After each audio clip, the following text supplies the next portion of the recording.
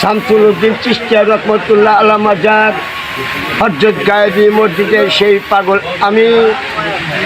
এবং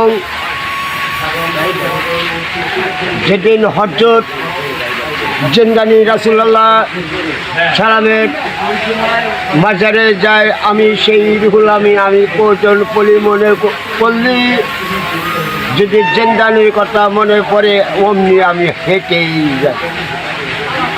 হেঁটে যাই আপনার উল্লাপাড়া সাত পীরের আউলিয়া দরবার শরীফের ওখান দিয়ে।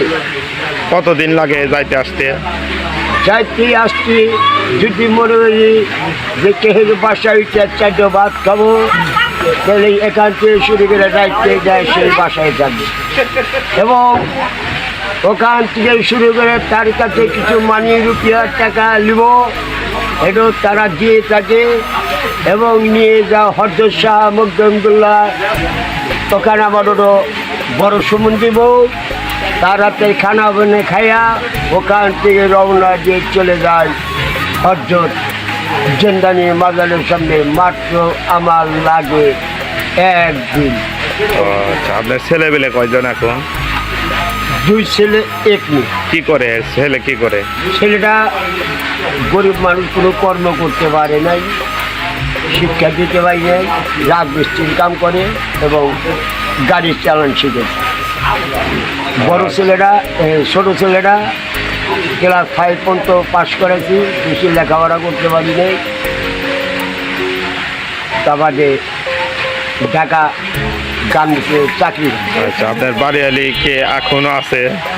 আমার বাড়িয়ালি 72 রাগারি করে ছেলে নিয়ে এসে ঢাকার বাড়িতে টাকার কোনো যোগাযোগ নাই।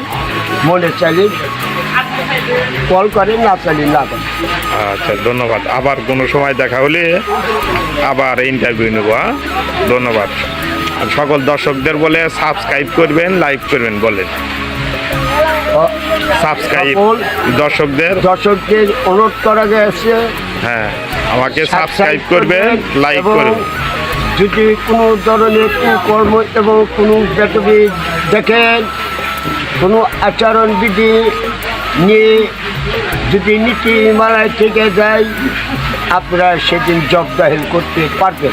অতএব আমার নামে কোনো বদনাম এবং কলঙ্কি করতে পারবেন না। হ্যাঁ, ধন্যবাদ।